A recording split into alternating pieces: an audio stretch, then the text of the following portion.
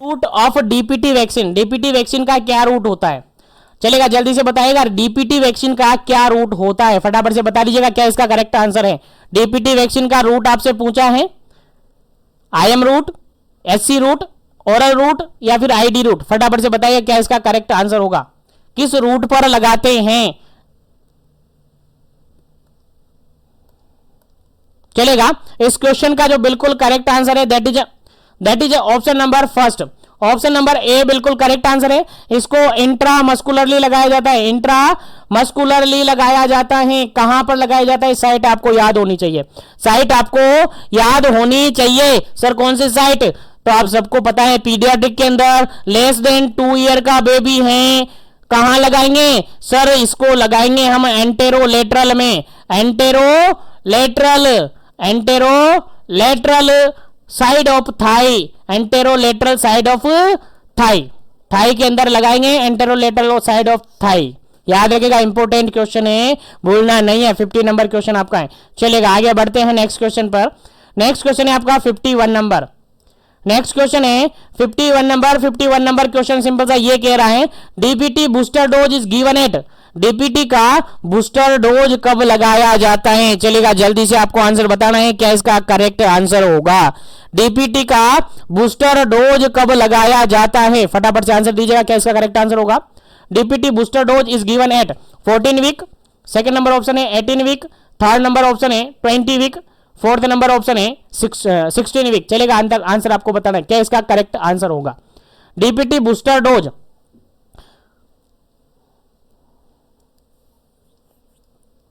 चलेगा, इस क्वेश्चन का जो बिल्कुल राइट आंसर है that is option number fourth, option number fourth बिल्कुल करेक्ट आंसर है। 16 वीक पर लगाया जाता है। कब लगाया जाता है? 16 वीक पर लगाया जाता है। याद रखिएगा, भूलना नहीं है, इंपॉर्टेंट क्वेश्चन है, आपके एग्जाम में पूछा जा सकता है। अब मैं अगर बात करूं डीपीटी की बूस्टर डोज, तो कितनी बूस्टर डोज लगाई जाती है? 2 बूस्टर डोज लगाई जाती है। याद रखिएगा, डीपीटी की 2 बूस्टर डोज लगाई जाती हैं। 2 बूस्टर डोज कब कब लगाई जाती है? याद रखिएगा, 2 बूस्टर डोज, एक बूस्टर डोज लगाई जाती है। पहली बूस्टर डोज होती है आपकी 16 महीने से लेकर 24 मंथ के बीच में, 16 टू 24 मंथ में लगाई जाती है पहली डोज, और सेकंड डोज लगाई जाती है आपकी 5 ईयर में, सेकंड डोज लगाई जाती है आपकी 5 ईयर में। याद रखिएगा, इंपॉर्टेंट क्वेश्चन है आपके एग्जाम पॉइंट ऑफ व्यू से। चलेगा, इंपॉर्टेंट क्वेश्चन है आपके एग्जाम पॉइंट ऑफ व्यू से, आपको याद होना चाहिए। चलेगा, यहां पर अभी तक हमने पढ़ा बीसीजी वैक्सीन के रिगार्डेड, तो बीसीजी वैक्सीन के रिगार्डेड ऑलरेडी, वैक्सीनेशन के रिगार्डेड मैंने ऑलरेडी सेशन लिया हुआ है, ऑलरेडी मैंने आपको बताया हुआ है। देखिए, बीसीजी वैक्सीन का फुल फॉर्म आपसे एग्जाम में पूछा जा सकता है। बैसिलस कालमेटिव ग्यूरिन होता है, जिसके अंदर ये कैसे फॉर्म में आता है? पाउडर इन फॉर्म में होता है। कैसी फॉर्म में? पाउडर इन फॉर्म में होता है। पाउडर इन फॉर्म में अगर बात करें अपन, तो इसको डाइल्यूट करने के लिए NS और सोडियम क्लोराइड काम में लिया जाता है। क्या काम में लिया जाता है? सोडियम क्लोराइड या फिर नॉर्मल सलाइन काम में लिया जाता है। किसके प्रिवेंशन के लिए लगाई जाती है? टीबी के प्रिवेंशन के लिए लगाई जाती है। रूट क्या होता है सर इसका? आईडी रूट होता है, इंट्राडर्मल रूट होता है, जो कि लेफ्ट अपर आर्म पर लगाया जाता है। याद रखिएगा, इंपॉर्टेंट है, यहां से क्वेश्चन आपके एग्जाम में पूछा जा सकता है। लेफ्ट अपर आर्म पर लगाया जाता है। डोज कितनी लगाई जाती है सर? सर एक ही डोज लगाई जाती है, सिंगल डोज लगाई जाती है। कभी भी लगाओ, कभी से मतलब ये नहीं है कब लगाओ, इसकी एज लिमिट फिक्स्ड है, एज लिमिट फिक्स्ड है, जो कि मैंने यहां मेंशन करके देखे। Maximum age limit that is 1 year. 1 साल तक आप बीसीजी वैक्सीन को लगा सकते हैं। 1 साल के बाद बीसीजी वैक्सीन को कभी भी नहीं लगाया जाता। याद रखिएगा, इंपॉर्टेंट क्वेश्चन है। 1 साल बाद बीसीजी वैक्सीन को नहीं लगाया जाता है। याद रखिएगा, इंपॉर्टेंट क्वेश्चन है। एट बर्थ, बर्थ डोज इसको कहा जाता है। एट बर्थ, जैसे ही बच्चा पैदा होता है, बर्थ होता है, तो बीसीजी वैक्सीन लगा दी जाती है। बीसीजी वैक्सीन लगा दी जाती है। अगर बीसीजी वैक्सीन बर्थ के टाइम में नहीं लगाई जाती है, तो फिर 1 साल के अंदर कभी भी लगाई जा सकती है, लेकिन 1 साल बाद नहीं लगाई जाती है। ठीक है, अगर डोज की बात करें, अगर बेबी बर्थ से लेकर 4 वीक का है, तो उसके अंदर डोज लगाई जाती है 0.05 ml। कितनी? 0.05 ml। और अगर बर्थ से बाद 4 वीक यानी 1 मंथ के बाद बेबी 1 ईयर तक का है, 1 ईयर तक का है, तो उसको डोज लगाई जाएगी 0.1 ml, याद रखेगा ये डोज होती हैं और यहीं से डोज आपकी कैलकुलेट होती है कि कितनी डोज एक वायल के अंदर आपने लगाई है। उम्मीद है समझ में आ गया। बीसीजी वैक्सीन के रिगार्डेड जो भी आपका क्वेश्चन है वो आपको याद रखना है। टेम्परेचर की बात करें तो इसका टेम्परेचर जो रखा जाता है, स्टोरेज टेम्परेचर होता है +2 से लेकर +8 डिग्री, +2 से लेकर +8 डिग्री सेंटीग्रेड टेम्परेचर पर यहां पर रखा जाता है, इसको स्टोर करके रखा जाता है। याद रखिएगा, इंपॉर्टेंट है, आपके एग्जाम में पूछा जा सकता है। चलिएगा आगे बढ़ते हैं। उसके बाद हमने नेक्स्ट बात की डीपीटी के रिगार्डेड। नेक्स्ट अपन ने बात की डीपीटी के रिगार्डेड। और डीपीटी क्या होता है? डीपीटी होता है डिप्थीरिया, पर्टुसिस और टिटनस टॉक्साइड। डिप्थीरिया, पर्टुसिस और टिटनस टॉक्साइड तीनों के रिगार्डेड प्रिवेंशन देता है। याद रखेगा, पर्टुसिस को वूपिंग कफ बोलते हैं। क्या कहते हैं? वूपिंग कफ बोलते हैं। इंपॉर्टेंट है, भूलना नहीं है। बार बार रिपीट कर रहा हूं क्योंकि यहां से एग्जाम में क्वेश्चन पूछा जाएगा। साइट की अगर अपन बात करें, रूट की अगर बात करें तो आईएम रूट होता है और आईएम रूट में anterolateral aspect of thigh, anterolateral aspect of thigh. Dose कितनी होती है? टोटल 5 डोज इसकी होती है। 3 तो इसकी बेसिक डोज होती है और 2 बूस्टर डोज होती है। याद रखेगा, 3 बेसिक डोज कैसे कैसे? पहली डोज लगाई जाती है, यहां पर देखिएगा, पहली डोज लगाई जाती है 6 वीक पर, सेकेंड डोज लगाई जाती है 10 वीक पर, थर्ड डोज लगाई जाती है यहां पर 14 वीक पर। और बूस्टर डोज की बात करें, पहला बूस्टर डोज लगाया जाता है यहां पर 16 से लेकर 24 मंथ में और दूसरा बूस्टर डोज लगाया जाता है यहां पर कितने टाइम पे? 5 से 6 साल के अंदर। और इसकी मैक्सिमम एज लिमिट आपको याद होनी चाहिए 7 साल। 7 ईयर के बाद डीपीटी वैक्सीन नहीं लगाई जाती है। याद रखेगा, मैक्सिमम एज लिमिट है 7 ईयर। 7 ईयर के बाद बीसीजी वैक्सीन को कभी भी इंट्रोड्यूस नहीं करवाया जाता है। चलेगा, उम्मीद करता हूं समझ में आ गए होंगे। तो आगे बढ़ते हैं, फिर आगे वापस आते हैं यहीं पर। अभी अपन वापस से चले जाते हैं अपने सेशन पे। चलेगा, सेशन के अंदर नेक्स्ट क्वेश्चन है आपका, सेशन के अंदर आपका नेक्स्ट क्वेश्चन है, that is 52 number question. Question है 52 नंबर क्वेश्चन। 52 नंबर क्वेश्चन क्या कहता है? देखिएगा, काफी इंपोर्टेंट सेशन है और काफी इंपोर्टेंट क्वेश्चन है। 52 नंबर क्वेश्चन क्या कहता है समझते हैं। क्वेश्चन ये कह रहा है कि DPT vaccine not given to the children over the age. Question simple सा ये कहा गया है, कंसंट्रेशन के साथ होंगे तो जवाब आपके पास होगा, नहीं तो गई भैंस पानी में। चलेगा, DPT vaccine not given to the children over the age. BCG vaccine उस बच्चे को नहीं दिया जाएगा जिस बच्चे की एज इससे ज्यादा होगी। किससे ज्यादा होगी? यानी मैक्सिमम एज लिमिट से क्वेश्चन है कि बीसीजी वैक्सीन किस एज तक लगाई जाती है और किस एज के बाद बीसीजी वैक्सीन नहीं लगाई जाती है। पहला ऑप्शन यहां पर 6 ईयर, सेकेंड ऑप्शन यहां पर 7 ईयर, थर्ड ऑप्शन यहां पर 8 ईयर और फोर्थ ऑप्शन है यहां पर 9 ईयर। चलेगा, जल्दी से बताइएगा क्या इसका करेक्ट आंसर होगा। किस ईयर के बाद बेबी को डीपीटी, बीसीजी नहीं है, सॉरी डीपीटी की बात कर रहे हैं, डीपीटी वैक्सीन नहीं लगाई जाती है। चलेगा, जल्दी से आंसर आपको बताना है। किस ईयर के बाद बेबी को डीपीटी वैक्सीन यानी डिप्थीरिया, पर्टुसिस, टिटनस टॉक्साइड नहीं लगाई जाती है। अभी थोड़ी देर पहले मैंने आपको बताया, उम्मीद है आपको याद होगा। नहीं याद है तो याद रखिएगा, बार बार बता रहा हूं, बार बार बता रहा हूं तो कुछ ना कुछ मेरा मोटिव होगा, कुछ ना कुछ मैं आपको देने वाला हूं और 100% देने वाला हूं। आप जितना लेना चाहे ले सकते हैं। चलेगा, इस क्वेश्चन का राइट आंसर हो जाता है आपका option number B. 7 year maximum age limit होती है। याद रखेगा, मैक्सिमम एज लिमिट होती है बेबी के अंदर। 7 साल बाद आप डीपीटी वैक्सीन नहीं लगा सकते हैं। 7 साल से पहले लगा सकते, इसके बाद नहीं लगा सकते। एज लिमिट है डीपीटी के रिगार्डेड 7 ईयर। चलेगा, आगे बढ़ते हैं नेक्स्ट क्वेश्चन पर। उम्मीद है यहां तक सब कुछ समझ में आ रहा होगा। चलेगा, नेक्स्ट क्वेश्चन की बात करते हैं, पेंटावेलेंट वैक्सीन। और पेंटावेलेंट वैक्सीन के अंदर क्या क्या आती है आप सबको पता होगा, जिसको नहीं पता वो याद रखिएगा। ठीक है, पेंटावेलेंट वैक्सीन के अंदर देखिएगा, how many booster dose are given for the pentavalent vaccine. Pentavalent vaccine के अंदर कितनी वैक्सीन होती है? बूस्टर डोज की बात की जा रही है, ध्यान रखिएगा। How many booster dose, pentavalent vaccine के अंदर बूस्टर डोज कितनी होती हैं? चलेगा, जल्दी से आपको आंसर बताना है। पहला ऑप्शन है यहां पर 1, सेकंड ऑप्शन है 2, तीसरा ऑप्शन है यहां पर 3rd और डी ऑप्शन है यहां पर 4। चलेगा, जल्दी से आपको बताना है पेंटावेलेंट के रिगार्डेड बूस्टर डोज कितनी होती है। चलेगा, जल्दी से बताइएगा क्या इसका करेक्ट आंसर होगा।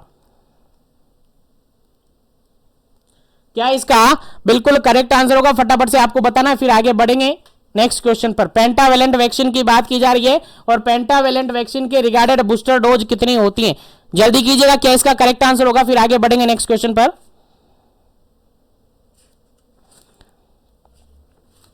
पेंटावेलेंट के रिगार्डेड बात की जा रही है, याद रहे। चलिए, इसके रिगार्डेड बिल्कुल करेक्ट आंसर है आपका option number B. Option number B बिल्कुल करेक्ट आंसर है। इसकी भी जैसे कि डीपीटी की बूस्टर डोज होती है 2, ऐसे ही इसकी भी डीपीटी की जैसे बूस्टर डोज है 2, वैसे ही पेंटावेलेंट की भी बूस्टर डोज कितनी है सर? 2 है। कितनी है सर? 2 है। अब आपको बता दे पेंटावेलेंट क्या हुआ है, नाम से मीनिंग निकलता है। पेंटा मतलब 5, वेलेंट मतलब वैक्सीन की बात लेते हैं, तो यहां पर पेंटावेलेंट मतलब 5 वैक्सीन होती है। 5 वैक्सीन कौन सी सर? डीपीटी और हेपेटाइटिस बी और HIV हिब वैक्सीन। चलेगा, 3 वैक्सीन हो गई यहां पर। सर आप तो कह रहे 5 होगी, तो बिल्कुल 5 ही तो है यार। देखिएगा, पहली वैक्सीन होगी आपकी हिब वैक्सीन, दूसरी होगी आपकी हेपेटाइटिस बी और 3 इसकी हो गई। 3 है इसमें। 3 कैसे कैसे सर? डिप्थीरिया, पर्टुसिस, टेटनस 3 हो गई ना। 3 इसकी, एक हेपेटाइटिस बी और एक हिब वैक्सीन, हो गई ना 5। बिल्कुल सर 5 हो गई है। पेंटावेलेंट वैक्सीन कितने डिजीज के अकॉर्डिंग लगाई जाती है? 5 डिजीज के प्रिवेंशन के लिए लगाई जाती है। किस किस के regarded? Diphtheria, pertussis, tetanus, hepatitis B और हिब वैक्सीन, यानी हीमोफिलस, ठीक है। हिब वैक्सीन न्यूमोकोकस के रिगार्डेड अपन कह सकते हैं। हिब वैक्सीन रेस्पिरेटरी रिगार्डेड अपन कह सकते हैं। चलेगा, यहां पर देखिएगा ये इंपॉर्टेंट आपको हो गई है, ठीक है, इंपॉर्टेंट हो गई है। और यहां पर अगर अपन कहे, देखिएगा यहां पर अगर अपन कहे तो 5 वैक्सीन यहां पर अवेलेबल हो गई है। कब कब लगाई जाती है, कैसे कैसे लगाई जाती है? सेम डीपीटी की तरह लगाई जाती है। पहली वैक्सीन 6 वीक पर, दूसरी वैक्सीन 10 वीक पर, तीसरी वैक्सीन 14 वीक पर, और जो बूस्टर डोज होती है वो भी कैसी लगाई जाती है? वो डिप्थीरिया की तरह, इसके डीपीटी की तरह ही लगाई जाती है। रूट की बात करें तो यहां पर IM रूट पर ही वैक्सीन लगाई जाती है। IM रूट पर ही वैक्सीन लगाई जाती है, याद रखें। डोज की बात करें तो 0.5 ml इसका डोज होता है। 0.5 ml इसका डोज होता है। रूट की बात करें तो वही क्या होती है? Anterolateral side of middle aspect, ठीक है, anterolateral side of mid aspect, ठीक है, याद रखेगा, आपको भूलना नहीं है। इंपॉर्टेंट क्वेश्चन है, आपके एग्जाम में पूछा जा सकता है। चलेगा, आगे बढ़ते हैं, नेक्स्ट क्वेश्चन की बात करते हैं। नेक्स्ट क्वेश्चन है आपका 54 नंबर क्वेश्चन, काफी इंपॉर्टेंट क्वेश्चन है। देखिएगा 54 नंबर क्वेश्चन क्या कहता है, सिंपल सा ये कह रहा है, for how many week catarrh phase, कौन सी phase? Catarrh phase, pertussis occur. देखिए क्वेश्चन सिंपल सा ये कहा गया है, for how many week catarrh phase या catarrhal phase of pertussis. Pertussis की जो केटारल फेज होती है वो कितने वीक पर होती है? कितने वीक पर आती हैं, कितने वीक की होती है? चलेगा, जल्दी से आपको आंसर देना है। पर्टुसिस के रिगार्डेड क्वेश्चन पूछा है और पर्टुसिस के रिगार्डेड जो केटार फेज होती हैं वो कितने वीक तक होती हैं? लास्ट 4 कितने वीक तक होती है? आंसर आपको देना है। पहला ऑप्शन यहां पर 1 वीक, सेकंड ऑप्शन यहां पर 2 वीक, थर्ड ऑप्शन यहां पर 3rd वीक और फोर्थ ऑप्शन यहां पर 4th वीक यानी 4 वीक। चलेगा, जल्दी से आंसर आपको देना है। जो केटार फेज है पर्टुसिस की यानी वूपिंग कफ की जो केटार फेज है या केटारल फेज है वो कितने वीक की होती है? लास्ट 4 कितने वीक तक होती है?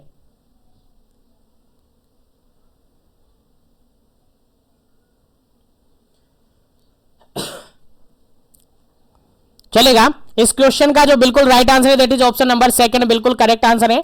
2 वीक कितनी होती है? 2 वीक, लास्ट 4 2 वीक तक होती है।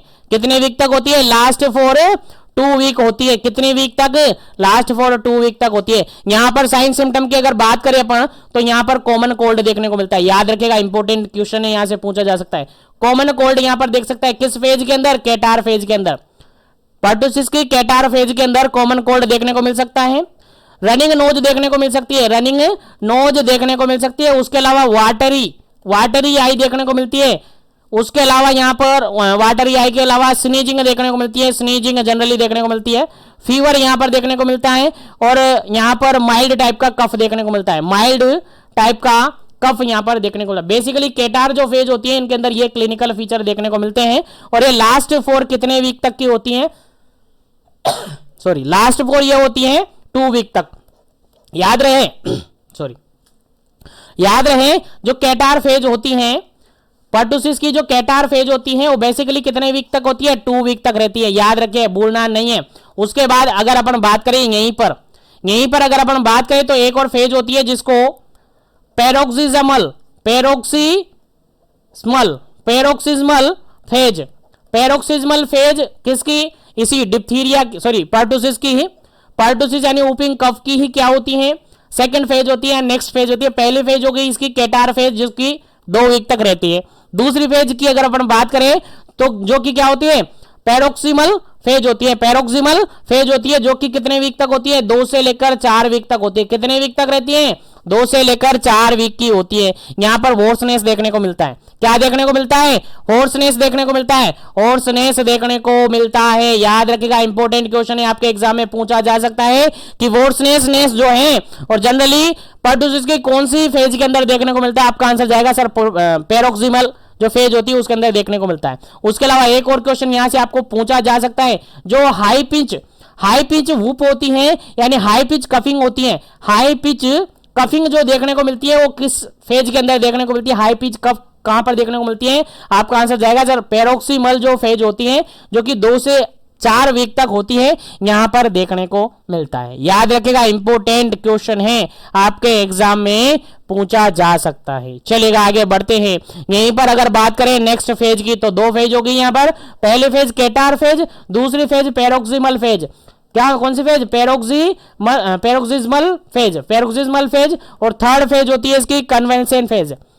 कौन सी फेज, कन्वल्सेंस फेज जो कि कितने की होती है, 2 से लेकर 4 वीक की होती है। कितनी, 2 से लेकर 4 वीक, ये भी 2 से लेकर 4 वीक की होती है और ये लास्ट फॉर 2 वीक की होती है, लास्ट फॉर 2 वीक होती है। तीनों याद रखनी है आपको, तीनों आपके एग्जाम में पूछे जा सकते हैं, ठीक है, तो तीनों आपको यहां से याद रखने हैं। इंपॉर्टेंट क्वेश्चन है आपके एग्जाम पॉइंट ऑफ व्यू से। चलिएगा आगे बढ़ते हैं नेक्स्ट क्वेश्चन पर। उम्मीद है यहां तक आपको सब कुछ समझ में आ रहा होगा, तो सेशन को लाइक शेयर करते रहिए ताकि इसी तरीके से सेशन आप सबको मिलता रहे। चलिएगा आगे बढ़ते पर नेक्स्ट क्वेश्चन पर, और नेक्स्ट क्वेश्चन है आपके सामने, देखिएगा second phase of pertussis is.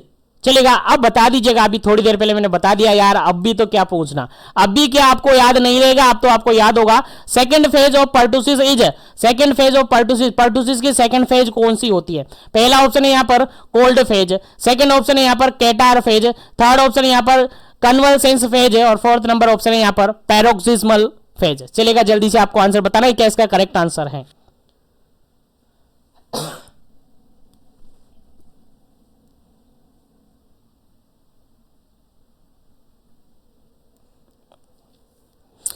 चलेगा, इस क्वेश्चन का जो बिल्कुल राइट आंसर है आपका, इस क्वेश्चन का बिल्कुल राइट आंसर है आपका ऑप्शन नंबर 4 बिल्कुल करेक्ट आंसर है। ऑप्शन नंबर 4 बिल्कुल करेक्ट आंसर है। यहां अपन कहे तो पर्टुसिस की जो फेजेज होती हैं, बेसिकली 3 फेजेज मानी जाती हैं, बेसिकली 3 फेजेज मानी जाती हैं, जिसके अंदर पहली फेज होती है आपकी कैटार फेज, पहली फेज होती है दैट इज कैटार फेज होती है, सेकंड फेज होती है दैट इज पैरोक्सिस्मल फेज होती है और थर्ड फेज होती है दैट इज कन्वल्सेंस फेज होती है। बेसिकली 3 फेज मानी जाती हैं पर्टुसिस की और तीनों आपको याद होनी चाहिए, बिल्कुल भूलना नहीं है। चलेगा, आगे बढ़ता हूं मैं नेक्स्ट क्वेश्चन पर, आगे बढ़ता हूं नेक्स्ट क्वेश्चन पर। नेक्स्ट क्वेश्चन सिंपल सा ये पूछा है, सब कंजक्टिवाइल हेमरेज में अकर इन।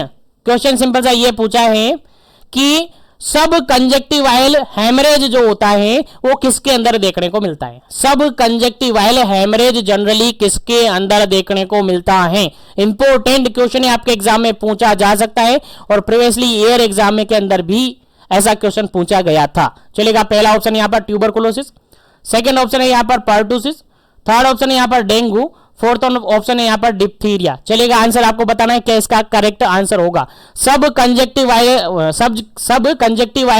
हेमरेज देखने को कहां पर मिलता है। चलेगा, आंसर देना है फटाफट से, उसके बाद करेक्ट आंसर आपको बताया जाएगा और आगे बढ़ा जाएगा। चलिए जल्दी कीजिएगा।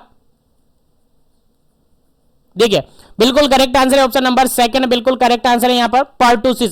सब कंजक्टिवाइल हेमरेज जो देखने को मिलता है वो आपके पर्टुसिस के अंदर देखने को मिलता है। याद रखिएगा, भूलना नहीं है, याद रखेगा, भूलना नहीं है। अगर क्वेश्चन आपसे पूछा जा रहा है कि सब कंजक्टिवाइल हेमरेज किस फेज के अंदर देखने को मिलता है, पर्टूसिस की विच फेज, किस फेज के अंदर देखने को मिलता है, आपका आंसर जाएगा sir second phase. Sir second phase कौन सी है? सर अभी बताया पैरोक्सिस्मल फेज होती है। कौन सी फेज होती है? पैरोक्सिस्मल फेज होती है सेकंड फेज, और पैरोक्सिस्मल फेज के अंदर ही सब कंजक्टिवाइल हेमरेज देखने को मिलता है। याद रखिएगा, भूलना नहीं है, इंपॉर्टेंट क्वेश्चन है। चलेगा, आगे बढ़ते हैं नेक्स्ट क्वेश्चन पर, लेकिन सेशन को लाइक शेयर करते रहिए ताकि सभी तक सेशन इसी तरीके से पहुंच सके, सभी सेशन का बेनिफिट ले सके। चलेगा, नेक्स्ट क्वेश्चन आपके सामने है और नेक्स्ट क्वेश्चन सिंपल सा ये कह रहा है, टॉक्सिन टिटेनोस्पाज्मिन इज रेस्पॉन्सिबल ऑफ, जो टॉक्सिन होता है टिटेनोस्पाज्मिन वो किसके लिए रेस्पॉन्सिबल होता है? सिंपल सा क्वेश्चन ये पूछा है। टॉक्सिन टिटेनोस्पाज्मिन जो होती है वो किसके लिए रेस्पॉन्सिबल होती है? पहला ऑप्शन यहां पर है रैपिड कफ के लिए होती है, सेकंड वन ऑप्शन है इन्फेक्शन के लिए होती है, थर्ड वन ऑप्शन है हेमरेज के लिए होती है, फोर्थ वन ऑप्शन है स्पाज्म ऑफ मसल के लिए होती है। चलेगा, जल्दी से आपको आंसर बताना क्या इसका करेक्ट आंसर होगा।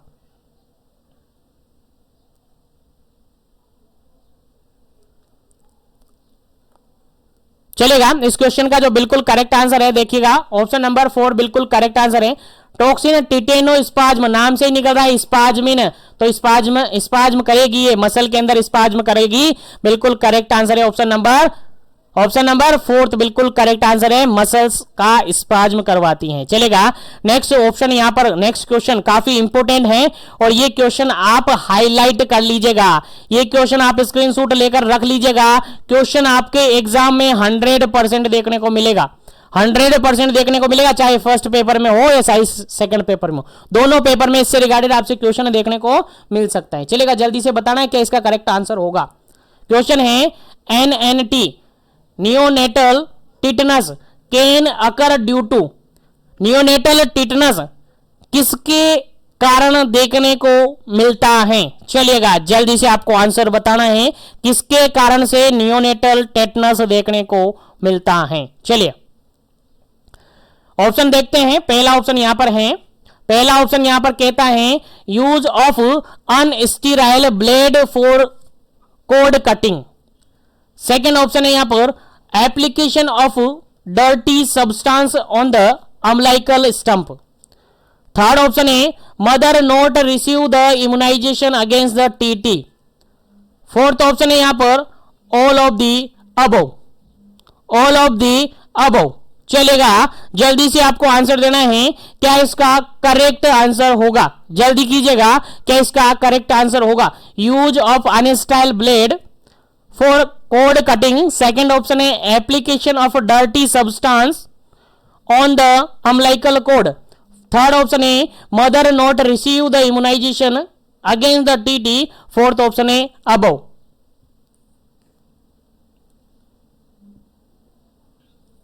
जल्दी कीजिएगा क्या इसका करेक्ट आंसर है। देखिएगा, नियोनेटल टिटनस की अगर बात करें अपन तो ये फर्स्ट नंबर ऑप्शन से भी होता है, क्योंकि अगर आप स्टीराइल ब्लेड काम में नहीं लेंगे कोड कटिंग के लिए तो बेबी के अंदर रिस्क हो सकता है कि उसको टिटनस देखने को मिले, तो इसके कारण से भी होगा। अनस्टेराइल नहीं, स्टेराइल काम में लेनी चाहिए, ठीक है। उसके बाद सेकंड ऑप्शन की बात करें एप्लीकेशन ऑफ डर्टी, डर्टी मतलब उसके अंदर सोइल वगैरह है, डर्टी सब्सटेंस है, तो अम्बिलिकल स्टम्प जानते हो, तो अम्बिलिकल कोड कट हो जाता है तो वो स्टम्प भी बचता है, जो रिमेनिंग पोर्शन होता है अम्बिलिकल कोड का वो स्टम्प होता है। अगर उस पर डर्टी आप सब्सटेंस काम में लेंगे तो उसके कारण से भी नियोनेटल टिटनस हो सकता है। उसके अलावा अगर मदर ने वैक्सीनेशन नहीं किया गया है टीटी का प्रेगनेंसी के ड्यूरिंग, तो उसके अंदर भी टिटनस यानी नियोनेटल टिटनस देखने को मिल सकता है। यानी इस क्वेश्चन का राइट आंसर क्या होगा आपका? ऑप्शन नंबर 4 बिल्कुल करेक्ट आंसर होगा। ऑप्शन नंबर 4 बिल्कुल करेक्ट आंसर होगा, क्योंकि तीनों के कारण से ही क्या होता है आपका नियोनेटल टिटनस हो सकता है। चलेगा, उम्मीद करता हूं समझ में आ गया होगा। आगे बढ़ते हैं नेक्स्ट क्वेश्चन पर। नेक्स्ट क्वेश्चन है आपका सिंपल सा क्वेश्चन है, यहां पर सिंपल सा क्वेश्चन ये है कि लोकजो को जनरली अपन कहते हैं ट्रिस्मस, क्या कहते हैं? ट्रिस्मस या ट्राइमस आप कह सकते हैं। इज सिम्टम ऑफ लोकजो किसके अंदर देखने को मिलता है? इंपॉर्टेंट क्वेश्चन है, क्लिनिकल फीचर के रिगार्डेड इंपॉर्टेंट क्वेश्चन है, आपके एग्जाम में जनरली पूछा जा सकता है। जल्दी कीजिएगा क्या इसका करेक्ट आंसर होगा। टिटनस के अंदर सेकंड नंबर ऑप्शन है पर्टुसिस के अंदर, थर्ड नंबर ऑप्शन है डिप्थीरिया के अंदर, फोर्थ नंबर ऑप्शन है पोलियोमाइलाइटिस के अंदर। चलेगा, जल्दी से आपको आंसर देना है क्या इसका करेक्ट आंसर होगा। लोग जो जनरली किसके अंदर देखने को मिलता है, चलेगा जल्दी कीजिएगा क्या इसका करेक्ट आंसर होगा।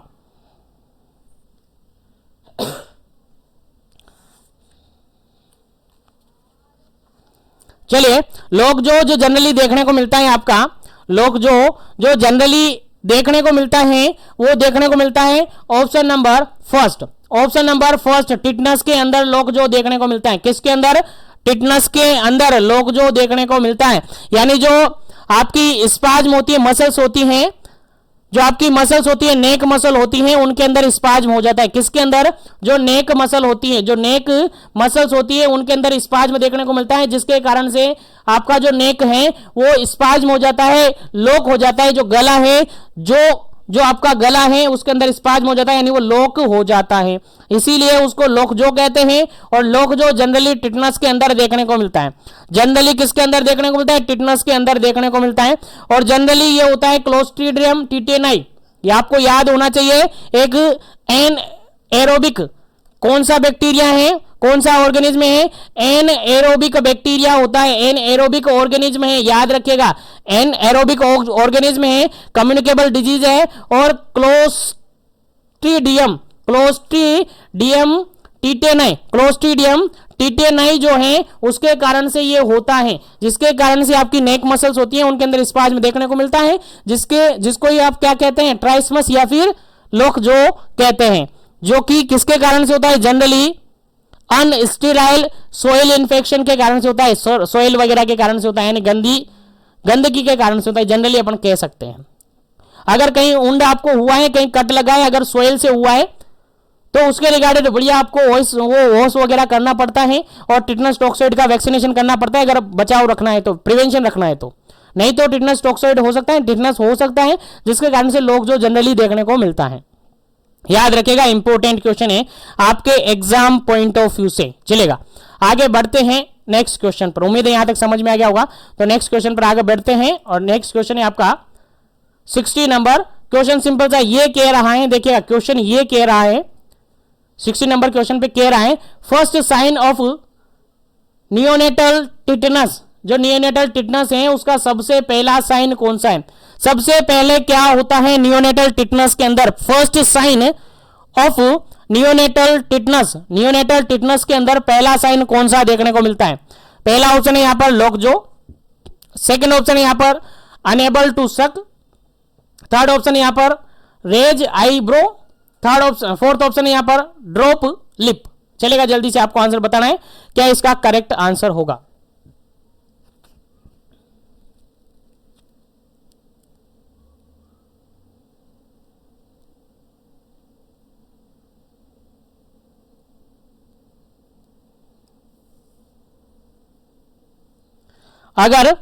अगर किसी बच्चे के अंदर, बेबी के अंदर नियोनेटल टिटनस देखने को मिला है और नियोनेटल टिटनस हुआ है तो उसके अंदर जनरली कौन सा सिम्टम देखने को मिलेगा नियोनेटल टिटनस के रिगार्डेड। तो पहला option lockjaw, second option unable to suck, third option है रेज टू आईब्रो और फोर्थ ऑप्शन है ड्रॉ लिप। इसका जो बिल्कुल करेक्ट आंसर है नियोनेटल टिटनस है। देखिएगा, नियोनेटल टिटनस है तो सक से रिगार्डेड प्रॉब्लम होगी, ब्रेस्ट फीडिंग वो करेगा तो सकिंग नहीं कर पाएगा। बिल्कुल करेक्ट आंसर क्या होगा, जब भी ब्रेस्ट फीडिंग करवाई जाएगी तो वो क्या नहीं कर पाएगा, ब्रेस्ट फीडिंग करवाई जाएगी तो वो क्या नहीं क्या नहीं कर पाएगा, तो सकिंग नहीं कर पाएगा, सक नहीं कर पाएगा। तो बिल्कुल करेक्ट आंसर क्या हो जाता है, option number B, unable to suck, बिल्कुल करेक्ट आंसर इस क्वेश्चन का। चलिएगा, आगे बढ़ते हैं नेक्स्ट क्वेश्चन पर।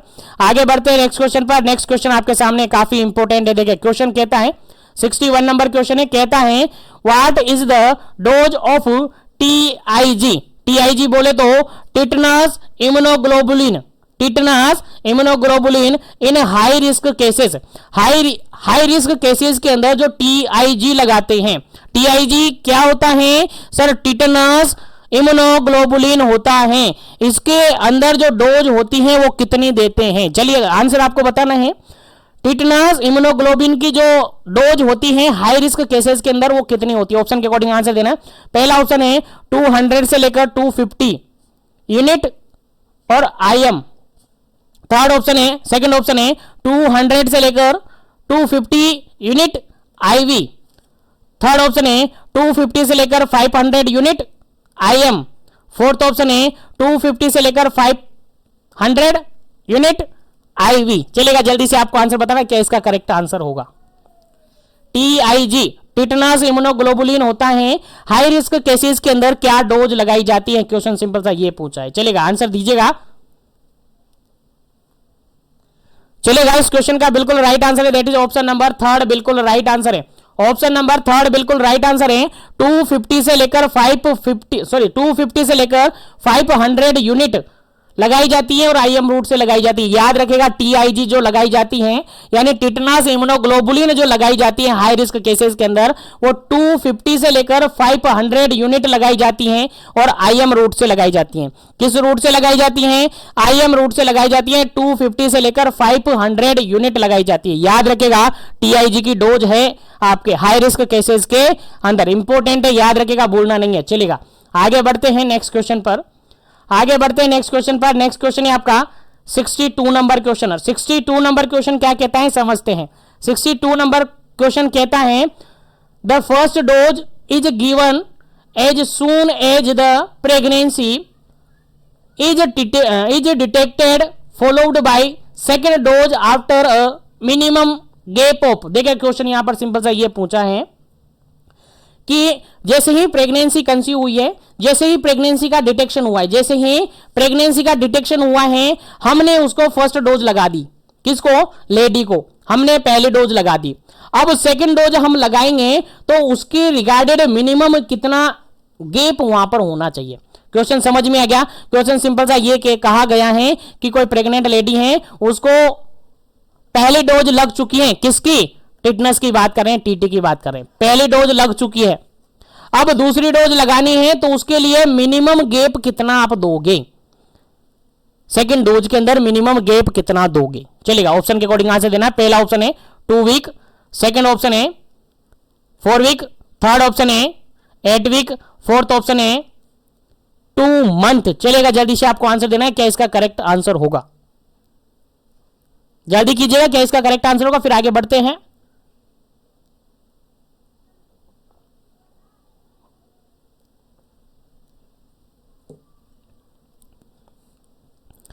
चलेगा, इस क्वेश्चन का जो बिल्कुल राइट आंसर है that is option number B. Option number B बिल्कुल राइट आंसर है, 4 वीक। कोई भी वैक्सीन हो, देखो स्पेशली यहां टीटी की बात नहीं कर रहे हैं। अभी क्वेश्चन हालांकि टीटी से पूछा है लेकिन टीटी की बात नहीं कर रहे। पहले से ही आपको याद रखना है, अगर इम्यूनाइजेशन शेड्यूल करवाया जा रहा है, इम्यूनाइजेशन करवाया जा रहा है और इम्यूनाइजेशन के अंदर अगर मैक्सिमम अपन कहे जो यूनिवर्सल इम्यूनाइजेशन प्रोग्राम है उसके अंदर अगर अपन सेम वैक्सीन की बात करें, किसकी? सेम वैक्सीन की बात करें और सेम वैक्सीन की अगर 2 डोज की बात करें, 2 डोज की अगर अपन बात करें तो उनके अंदर मिनिमम जो गैप होना चाहिए कितना? 4 वीक का होना चाहिए। मिनिमम गैप होना चाहिए 4 वीक का, यानी 1 महीने का गैप तो होना ही चाहिए 2 डोज के बीच में। तो अगर सेम वैक्सीन है, सेम डोज है, सेम वैक्सीन है, सेम डोज है, तो एटलीस्ट मिनिमम गैप होना चाहिए 4 वीक का। तो यहां पर केवल आपसे टीटी का पूछा था, बाकी कंफ्यूजन होने की जरूरत नहीं है। अगर कोई भी वैक्सीन हो तो मिनिमम गैप होता है आपका 4 वीक का, जो कि इम्यूनाइजेशन शेड्यूल के अंदर इंक्लूड की गई वैक्सीन है उनके अंदर मिनिमम गैप होना चाहिए कितना? 4 वीक का। तो यहां पर आपका राइट आंसर क्या हो जाता है? ऑप्शन नंबर सेकंड बिल्कुल करेक्ट आंसर हो जाता है। चलेगा, 4 वीक बिल्कुल करेक्ट आंसर है इस क्वेश्चन का। चलेगा, आगे बढ़ते हैं नेक्स्ट क्वेश्चन पर। और नेक्स्ट क्वेश्चन आपसे कह रहा है route of TT, tetanus toxoid जो अपन लगाते हैं उसका रूट क्या होता है? Just a minute. Tetanus toxoid अपन लगाते हैं उसका रूट क्या होता है वो आपसे पूछा गया है। चलेगा, जल्दी से आपको आंसर बताना है। कौन से नंबर का क्वेश्चन था आपका? 63 नंबर का क्वेश्चन था आपका। 63 नंबर का क्वेश्चन था और 63 नंबर का क्वेश्चन सिंपल सा ये कह रहा है आपसे रूट ऑफ टीटी, जो टिटनस टॉक्साइड होता है उसका रूट कौन सा होता है? किस रूट से अपन टीटी वैक्सीन लगाते हैं? पहला ऑप्शन यहां पर है आईएम रूट से, सेकंड वन ऑप्शन है एससी रूट से, थर्ड वन ऑप्शन है ओरल रूट से, फोर्थ वन ऑप्शन है आईडी रूट से। चलेगा, आंसर आपको देना है क्या इसका करेक्ट आंसर होगा।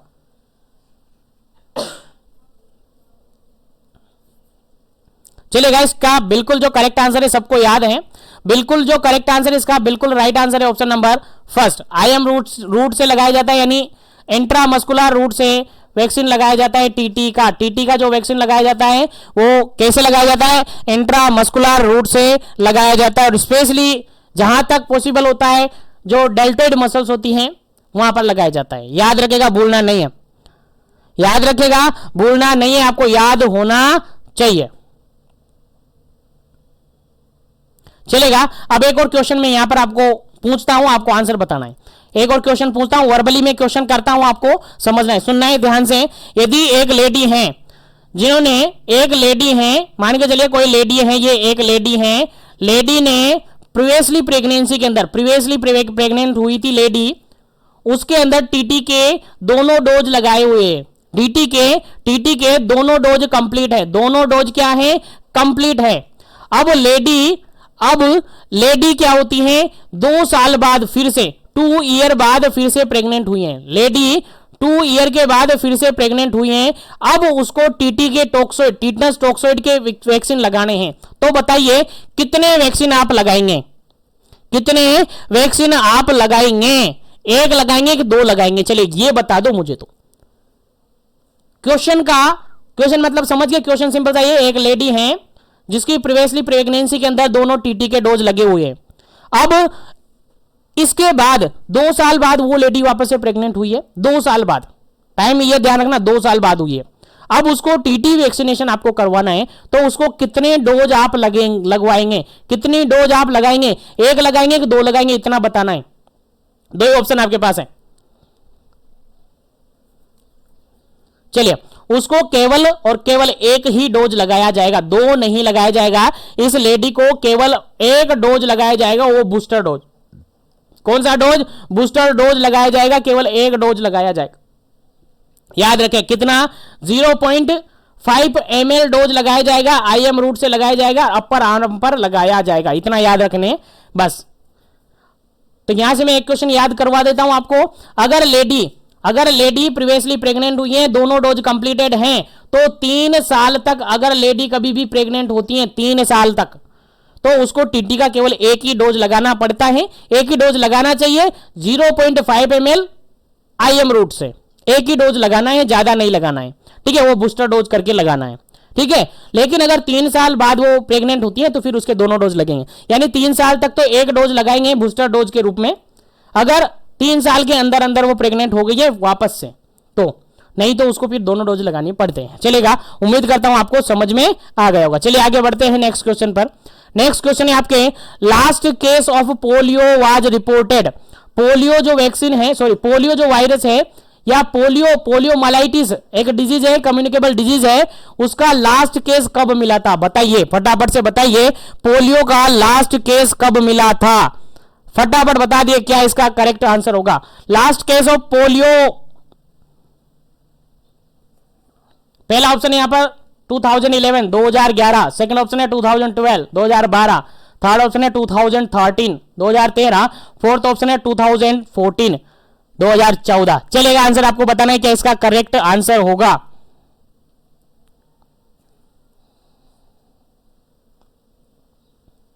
चलेगा, इस क्वेश्चन का जो बिल्कुल राइट आंसर है that is option number first, बिल्कुल राइट आंसर है, ऑप्शन नंबर फर्स्ट बिल्कुल राइट आंसर है। जो लास्ट केस अगर बात करें अपने इंडिया की, इंडिया के अंदर पोलियो का लास्ट केस मिला था आपका 2011 के अंदर। कब मिला था, 2011 के अंदर मिला था, याद रखेगा, इंपॉर्टेंट क्वेश्चन है। Last case of polio in India that is कब मिला, 2011 के अंदर मिला। चलिए आगे बढ़ते हैं नेक्स्ट क्वेश्चन पर। नेक्स्ट क्वेश्चन है आपका 65 नंबर क्वेश्चन, और 65 नंबर क्वेश्चन कहता है, in which year India was declared polio free. किस ईयर में इंडिया को पोलियो फ्री डिक्लेयर कर दिया गया था, कौन से साल में, कौन से ईयर के अंदर इंडिया को पोलियो फ्री डिक्लेयर कर दिया गया था। चलेगा, आंसर आपको देना है। पहला ऑप्शन है 2011, सेकंड ऑप्शन है 2012, थर्ड ऑप्शन है 2013, फोर्थ ऑप्शन है 2014। 2011, 2012, 2013 और 2014। चलेगा, आंसर आपको बताना है क्या इसका करेक्ट आंसर होगा। पोलियो फ्री कब डिक्लेयर कर दिया था इंडिया को, आंसर देना है फटाफट से क्या इसका करेक्ट आंसर होगा।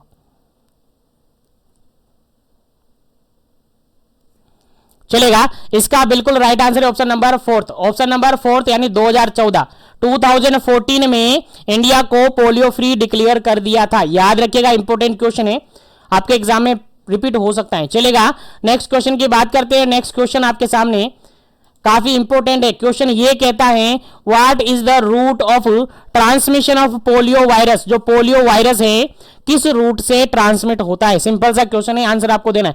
पहला ऑप्शन है यहां पर ड्रॉपलेट, सेकंड ऑप्शन है यहां पर फीको ओरल, थर्ड ऑप्शन है यहां पर ट्रांसप्लेसेंटल, फोर्थ ऑप्शन है यहां पर ऑल ऑफ दी अबव। चलेगा, जल्दी से आपको आंसर देना है, क्या इसका करेक्ट आंसर होगा। What is the route of the transmission of the polio virus. Polio virus का रूट क्या होता है? ड्रॉपलेट, ओरोफिकल या फीको ओरल, ट्रांसप्लेसेंटल या फिर all of the above. Polio virus कैसे ट्रांसमिट होता है? जल्दी से फटाफट से आंसर बता दीजिए, क्या इसका करेक्ट आंसर है। चलेगा, इस क्वेश्चन का जो बिल्कुल करेक्ट आंसर है that is option number second, faeco oral route से पोलियो वायरस ट्रांसमिट होता है। Polio virus faeco oral route से ट्रांसमिट होता है। सर हमें तो कुछ और ही पता है, और नहीं पता रखना है, आपको यही पता रखना है। अगर याद नहीं रहता तो मैं बता दूं कैसे याद रहेगा। चलिए आप बताओ, आपने प्लस पोलियो कैंप में पार्टिसिपेट किया है? बिल्कुल किया होगा, एकेडमिक सेशन में जब भी आप थे, जहां भी थे, जिस भी कॉलेज में थे, वहां पर आपको पोलियो जो प्लस पोलियो कैंप लगाए जाते हैं उनके अंदर जरूर भेजा गया होगा। और भेजा गया होगा तो आप सबको पता होगा, अमिताभ बच्चन का बैनर लगा रहता है 2 बूंद जिंदगी। डोज क्या होती है, उसका रूट क्या होता है? सर ओरल, 2 बूंद पिलाई जाती है ओरल रूट से।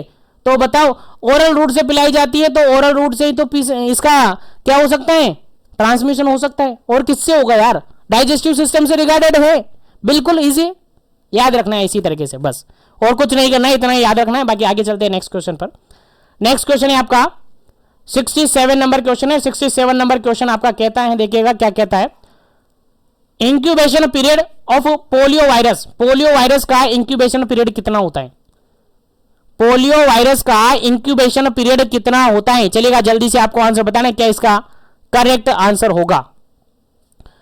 1 to 6 डे, सेकंड ऑप्शन है 2 to 7 डे, थर्ड ऑप्शन है 4 to 6 डे, और फोर्थ ऑप्शन है 7 to 10 डेज। चलेगा, जल्दी से आपको आंसर देना है, क्या इसका करेक्ट आंसर होगा। पोलियो वायरस का इंक्यूबेशन पीरियड क्या होता है?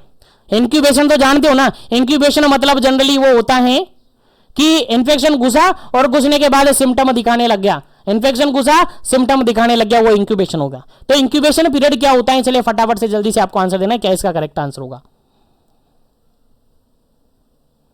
बिल्कुल इस क्वेश्चन का करेक्ट आंसर होगा option number fourth, 7 to 10 days इसका बिल्कुल करेक्ट आंसर है। पोलियो वायरस की अगर बात करें, पोलियो वायरस का जो इंक्यूबेशन पीरियड है 7 से 10 दिन का माना जाता है। 7 से 10 दिन का माना जाता है। अगर रेंज की अगर बात करते हैं इसकी, तो 3 से लेकर 35 दिन तक भी माना जाता है। 3 दिन से लेकर 35 दिन भी इसका रेंज माना जाता है। लेकिन बेसिकली अगर अपन बात करें ऑप्शन के अकॉर्डिंग, तो ऑप्शन के अकॉर्डिंग यही बिल्कुल राइट आंसर है। 7 to 10 डेज ही बिल्कुल आपका करेक्ट आंसर होता है। चलेगा, आगे बढ़ते हैं नेक्स्ट क्वेश्चन पर। नेक्स्ट क्वेश्चन है आपका 68 नंबर क्वेश्चन।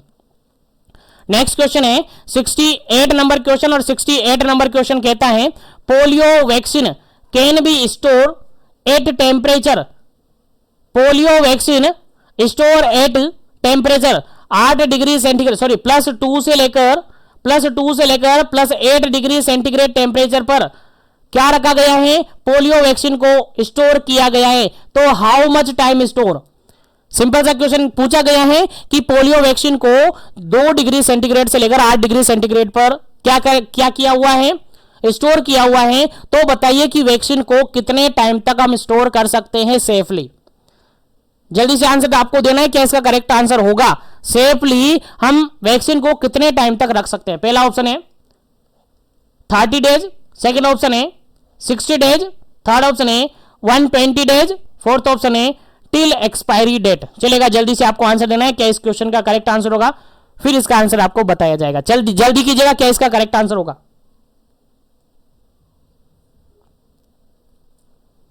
चलेगा, इस क्वेश्चन का बिल्कुल करेक्ट आंसर है that is option number third. Option number third बिल्कुल करेक्ट आंसर है। अगर पोलियो वैक्सीन को +2 से लेकर +8 डिग्री सेंटीग्रेड टेम्परेचर पर रखा जा रहा है तो उसको 120 दिन तक हम आसानी से 120 दिन तक हम आसानी से स्टोर करके रख सकते हैं। कितने दिन तक? 120 दिन तक। 120 दिन तक आसानी से उसको स्टोर करके रखा जा सकता है। याद रखिएगा, भूलना नहीं है, काफी इंपॉर्टेंट है आपके एग्जाम पॉइंट ऑफ व्यू से। चलेगा, आगे बढ़ते हैं नेक्स्ट क्वेश्चन पर। और नेक्स्ट क्वेश्चन की बात करते हैं, 69 नंबर क्वेश्चन है। और 69 नंबर क्वेश्चन क्या कहता है देखिएगा। 69 नंबर क्वेश्चन कहता है RNA polio virus has how many type of serotype. कितने टाइप के सीरोटाइपिक मतलब आरएनए वायरस होते हैं? कितने टाइप के आरएनए वायरस होते हैं? क्वेश्चन सिंपल सा ये पूछा है, फटाफट से आंसर देना है। क्या इसका करेक्ट आंसर होगा? ऑप्शन ए है फर्स्ट, मतलब 1, सेकेंड ऑप्शन है 2, थर्ड ऑप्शन है 3, फोर्थ ऑप्शन है 4। 1 2 3 4 कितने टाइप के आरएनए वायरस सीरोटाइप्स होते हैं? चलेगा, जल्दी से आपको आंसर देना है कि इसका करेक्ट आंसर होगा। फटाफट से आंसर दीजिएगा, कितने टाइप के वायरस होते हैं?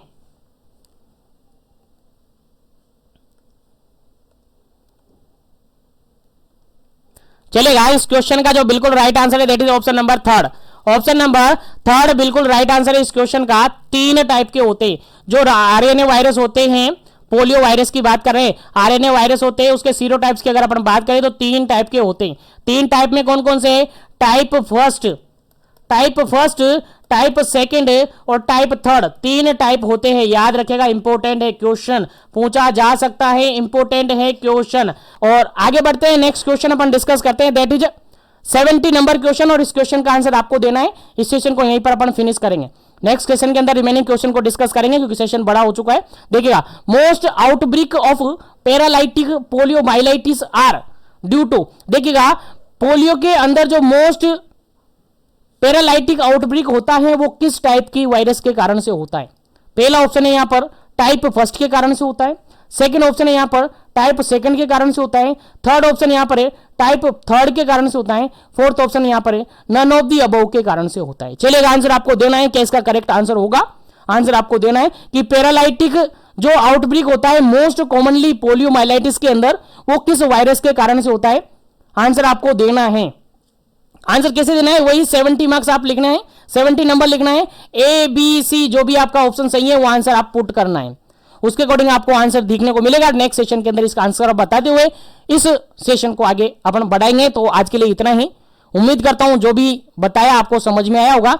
तो इस सेशन को मैं यहीं पर फिनिश करता हूं, मिलते हैं नेक्स्ट सेशन के अंदर जल्द ही। जब तक के लिए wish you all the best. और जो भी कैंडिडेट टेस्ट सीरीज में जुड़ना चाहता है तो जुड़ सकता है, क्योंकि टेस्ट सीरीज तो मिल ही रही है। टेस्ट सीरीज के साथ जो भी मैं अनाउंस किया हूं कि सभी सेशन वाइज, मतलब कि सभी ब्लॉक के उनको एमसीक्यूज पीडीएफ नोट्स के रूप में अवेलेबल करवाई जाएंगे, तो वो फ्री ऑफ कॉस्ट उनको मिल जाएगा। और जो नहीं जुड़ना चाहते हैं अभी भी टी सीरीज में, तो वो आगे जुड़ेंगे, लेकिन मुझे उम्मीद है सभी लोग इंटरेस्टेड होंगे। तो जो भी है आज के लिए इतना ही, मिलेंगे नेक्स्ट सेशन के अंदर जल्दी। जब तक के लिए wish you all the best, thank you very much. Session को ज्यादा से ज्यादा लाइक शेयर करें ताकि इसी तरीके से कंटिन्यू सबको सेशन मिलते रहे। और जो भी कैंडिडेट नए आ रहे हैं चैनल को सब्सक्राइब कर ले, जो बार बार विजिट करते हैं चैनल को अभी तक सब्सक्राइब नहीं कर रखा है वो भी कर ले, ताकि इसी तरीके से कंटिन्यू सेशन आपको मिलते रहे। बाकी आज के लिए इतना ही, मिलते हैं।